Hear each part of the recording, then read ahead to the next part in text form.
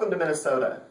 We've got the Twin Cities, the Mayo Clinic, more than 10,000 lakes, and the source of the Mississippi River. Hi, I'm Jim Peacock, and I'm an epidemiologist with the Heart Disease and Stroke Prevention Unit here at the Minnesota Department of Health.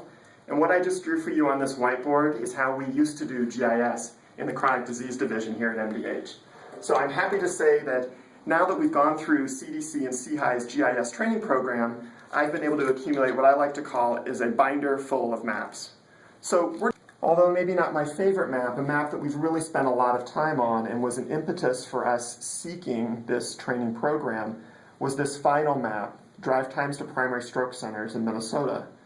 We knew early on that there was a large expanse of the state that is rural, that is lightly populated, not necessarily sparsely, but the folks that were far away from the primary stroke centers, hospitals that could acutely treat emergent stroke patients. And this map demonstrates that. We used network analysts in order to establish the 30 and 60-minute drive times around the primary stroke centers in the state and on our borders. And we're able to identify these huge wide expanses of the state where there are individuals living represented by these black dots.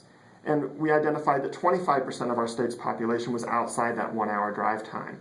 This really galvanized a statewide steering committee which consisted of clinical practitioners, other stakeholders, and MDH officials to raise the bar and increase the visibility of stroke as an important issue in the state. And we're currently heavily embedded in the process of trying to make rules changes to create a coordinated statewide acute stroke system.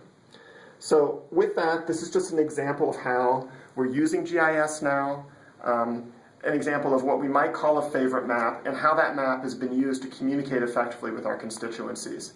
I want to say again that we at MDH are very grateful for CHI and CDC in terms of sponsoring this GIS training program.